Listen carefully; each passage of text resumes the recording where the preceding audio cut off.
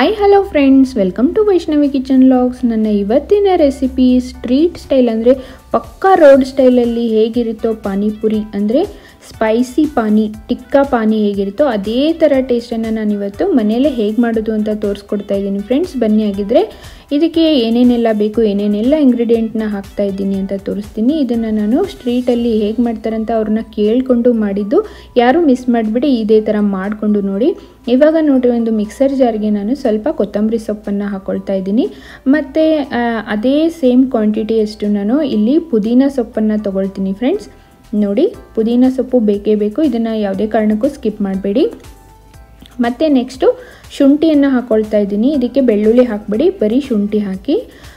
ಇದಾದಮೇಲೆ ನಾನು ಹಸಿಮೆಣಸಿನ್ಕಾಯಿ ಹಾಕ್ಕೊಳ್ತಾ ಇದ್ದೀನಿ. ಖಾರ ಜಾಸ್ತಿ ಬೇಕಾಗಿರುತ್ತೆ ಇದಕ್ಕೆ, ಅಂದರೆ ತುಂಬ ಚೆನ್ನಾಗಿರುತ್ತೆ. ಅದಕ್ಕೆ ಒಂದು 5 ಖಾರದ ಮೆಣಸಿನ್ಕಾಯಿನ ಹಾಕ್ಕೊಳ್ತಾ ಇದ್ದೀನಿ. ನಿಮಗೆ ಖಾರ ಕಡಿಮೆ ಬೇಕು ಅಂತ ಹೇಳಿದರೆ ನೀವು ಕಡಿಮೆ ಹಾಕ್ಕೊಳ್ಳಿ. ನೆಕ್ಸ್ಟು ಇದಕ್ಕೆ ಉಪ್ಪನ್ನು ಹಾಕ್ಕೊಳ್ತಾ ಇದ್ದೀನಿ. ನಾರ್ಮಲ್ ವೈಟ್ ಉಪ್ಪು ಇರುತ್ತಲ್ರಿ, ಬಿಳಿ ಉಪ್ಪು, ಅದನ್ನು ಹಾಕ್ಕೊಳ್ತಾ ಇದ್ದೀನಿ. ತುಂಬ ಅಂದರೆ ತುಂಬ ಟೇಸ್ಟಿ, 100% ಅದೇ ಟೇಸ್ಟ್ ಆಗಿರುತ್ತೆ ನೋಡಿ ಫ್ರೆಂಡ್ಸ್. ಇದಕ್ಕೆ ಬ್ಲ್ಯಾಕ್ ಸಾಲ್ಟನ್ನು ಹಾಕ್ಕೊಳ್ತಾ ಇದ್ದೀನಿ. ಆಲ್ಮೋಸ್ಟ್ ಎಲ್ಲ ಶಾಪಲ್ಲೂ ಇವಾಗ ಬ್ಲ್ಯಾಕ್ ಸಾಲ್ಟ್ ಸಿಗುತ್ತೆ. ನೆಕ್ಸ್ಟು ಇದಕ್ಕೆ ನಾನು ಏನಂದರೆ ಆಮ್ಚೂರ್ ಪೌಡ್ರನ್ನು ಹಾಕ್ಕೊಳ್ತಾ ಇದ್ದೀನಿ.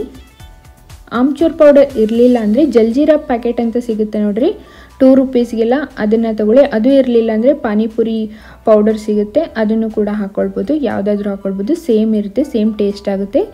ನೆಕ್ಸ್ಟ್ ಇಲ್ಲಿ ಸ್ವಲ್ಪ ಜೀರಿಗೆ ಪುಡಿನ ಹಾಕ್ಕೊಳ್ತಾ ಇದ್ದೀನಿ ಫ್ರೆಂಡ್ಸ್ ನಾನು. ನೋಡಿ, ನೆಕ್ಸ್ಟು ನಾನಿಲ್ಲಿ ಸ್ವಲ್ಪ ಚಾಟ್ ಮಸಾಲನ ಹಾಕ್ಕೊಳ್ಬೇಕಾಗುತ್ತೆ. ಇದು ಒಂದು 10 ರೂಪಾಯಿಗೆಲ್ಲ ಸ್ಯಾಚೆಟ್ ಸಿಕ್ಬಿಡುತ್ತೆ ನೋಡಿ. ಈ ಥರ 1 ಸ್ಪೂನಷ್ಟು ಹಾಕ್ಕೊಳ್ತಾ ಇದ್ದೀನಿ. ನೆಕ್ಸ್ಟ್ ಇಲ್ಲಿ ನಾನು ಹುಣಸೆ ಹಣ್ಣಿನ ಪಲ್ಪ್ ಅಂದರೆ ಹುಣಸೆ ಹಣ್ಣಿನ ರಸನ ಮಾಡಿಕೊಂಡಿದ್ದೆ ಫ್ರೆಂಡ್ಸ್, ಅದನ್ನು ಇವಾಗ ಹಾಕ್ಕೊಳ್ತಾ ಇದ್ದೀನಿ. ತುಂಬ ಅಂದರೆ ತುಂಬ ಈಸಿ ನೋಡಿ. ನಾವು ಏನಂದರೆ ಭಾಳ ಪ್ರೊಸೀಜರ್ ಇಲ್ಲ, ಇದು ತುಂಬ ಸಿಂಪಲಾಗಿ ಈಸಿಯಾಗಿ ಮಾಡ್ಕೋಬೋದು. ಈ ಹುಣಸೆ ಹಣ್ಣಿನ ಪಲ್ಪನ್ನು ನಾನು ಹೇಗೆ ಮಾಡ್ಕೊಂಡಿದ್ದೀನಿ ಅಂತ ಒಂದು ಸಿಂಪಲ್ಲಾಗಿ ತೋರಿಸ್ತೀನಿ. ನೋಡಿ, ಇಲ್ಲಿ ಬಿಸಿ ನೀರಲ್ಲಿ ನಾನು ಸ್ವಲ್ಪ ಹುಣಸೆ ಹಣ್ಣನ್ನು ನೆನೆ ಹಾಕಿಟ್ಟಿದ್ದೆ ನೋಡ್ರಿ. ಇಲ್ಲಿ ಇದು ಫುಲ್ಲು ಸಾಫ್ಟ್ ಆಗಿಬಿಡ್ತೈತಿ. ಈ ಸಾಫ್ಟ್ ಆದಮೇಲೆ ನಾವು ಇಲ್ಲಿ ಒಂದು ಸ್ಟ್ರೈನರನ್ನು ತೊಗೊಂಡು ನೋಡಿಲಿ ಚೆನ್ನಾಗಿ ಸ್ಟ್ರೈನ್ ಮಾಡ್ಕೊಂಡ್ಬಿಟ್ರೆ, ಒಂದು ಕೈಯಿಂದಾದರೂ ಆಗ್ಬೋದು, ಸ್ಪೂನಿಂದಾದರೂ, ಭಾಳ ಪಲ್ಪ್ ಬರುತ್ತೆ ಚೆನ್ನಾಗಿ. ಇದೆಲ್ಲ ಹಾಕ್ಕೊಂಡು ನುಣ್ಣಗೆ ಪೇಸ್ಟ್ ಮಾಡ್ಕೋಬೇಕು, ತರಿ ಇರಬಾರ್ದು ಫ್ರೆಂಡ್ಸ್. ಇದು ಫುಲ್ಲು ನುಣ್ಣಗೆ ಮಾಡ್ಕೋಬೇಕು. ನಾನು ಈಗ ತೋರಿಸ್ತೀನಿ ನೋಡ್ರಿ, ಇಷ್ಟು ನುಣ್ಣಗೆ ಮಾಡ್ಕೋಬೇಕಾಗುತ್ತೆ ಇದನ್ನ. ನೋಡಿ, ಎಲ್ಲ ಇಂಗ್ರೀಡಿಯೆಂಟು ಒಂದೇ ಕಡೆ ಹಾಕಿ ನಾವು ನೀರಲ್ಲಿ ಮಿಕ್ಸ್ ಮಾಡ್ಕೊಂಡ್ಬಿಟ್ರೆ ಮುಗೀತು ಟಿಕ್ಕಾ ಪಾನಿ. ಎಷ್ಟು ಈಸಿ ಅಲ್ವಾ ಫ್ರೆಂಡ್ಸ್, ಎಷ್ಟು ಖಾರ ಪಾನಿ ಎಷ್ಟು ಈಸಿ ಮಾಡ್ಬೋದು. ನಾವು ಹೊರಗಡೆ ಎಲ್ಲ ತುಂಬ ಕಾಸ್ಟ್ಲಿಯಾಗಿ ಮತ್ತು ಹೈಜೀನ್ ಇರೋದಿಲ್ಲ, ಹೇಗೆ ಮಾಡಿರ್ತಾರೋ ಏನೋ ಗೊತ್ತಿಲ್ಲ. ಹಾಗಾಗಿ ನಾವು ಈಸಿಯಾಗಿ ಮನೇಲೇ ಮಾಡ್ಕೋಬೋದು. ಎಷ್ಟಾದರೂ ಅಷ್ಟು ಪಾನಿಪುರಿನ ನಾವು ತಿನ್ಬೋದು, ಎಂಜಾಯ್ ಮಾಡ್ಬೋದು. ಹಾಗಾಗಿ ಒಟ್ಟು ಮಿಸ್ ಮಾಡಬೇಡಿ. ನೀವು ಕೂಡ ಆರಾಮಾಗಿ ಪಾನಿನ ನೀವು ಮನೆಯಲ್ಲೇ ಮಾಡಿಕೊಂಡು ತಿನ್ನಿ, ಆರೋಗ್ಯಕರವಾಗಿರುತ್ತೆ.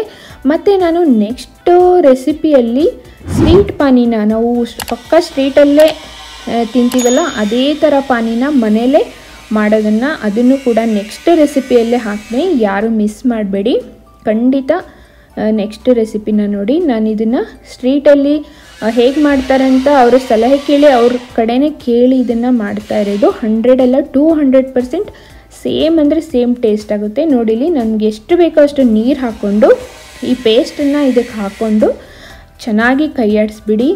ಇವಾಗ ನಿಮಗೆ ಉಪ್ಪು ನೋಡಿಕೊಂಡು ಕಡಿಮೆ ಆಗಿದ್ದರೆ ಇನ್ನೊಂದು ಸ್ವಲ್ಪ ಸೇರಿಸ್ಕೊಳ್ಳಿ, ಉಪ್ಪು ಮತ್ತು ಹುಳಿನ, ಮತ್ತೇನು ಹಾಕಬೇಡಿ, ಉಪ್ಪು ಹುಳಿ ಅಷ್ಟೇ ಸೇರಿಸ್ಕೊಳ್ಳಿ. ನೆಕ್ಸ್ಟ್ ಇಲ್ಲಿ ಸಣ್ಣದಾಗಿ ಕಟ್ ಮಾಡಿ ಇಟ್ಕೊಂಡಿರುವಂಥ ಕೊತ್ತಂಬರಿ ಸೊಪ್ಪನ್ನು ಹಾಕ್ಕೊಳ್ತಾ ಇದ್ದೀನಿ.